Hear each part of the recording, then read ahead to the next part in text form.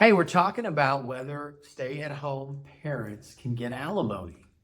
And the answer to that one is sometimes in certain situations, there can be a request for and an award of what's called spousal maintenance. We don't really have alimony in Texas. It works differently. It's hard to get, and it's somewhat easy to lose.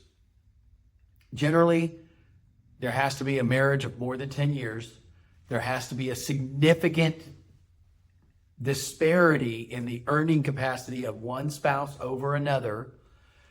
And a lot of times what we're looking at is that somebody has left a career to become a homemaker. Another scenario that I've seen actually occur where one spouse continues to work, but leaves that proverbial good job in the city to become, for example, the cable guy, or to go work for a local municipality. So that way dad can be home every day at 3 o'clock when the school bus comes down the street. That one parent is working in the big city at the big career, and the other parent is basically home to make sure that there are no latchkey kids. So in that situation, yes, spousal maintenance is what we call it, can be awarded. And also it doesn't last forever, right? It's not part of the property division. It has a definite end date, and it ends at any point that the other spouse is in a cohabitation relationship with someone new.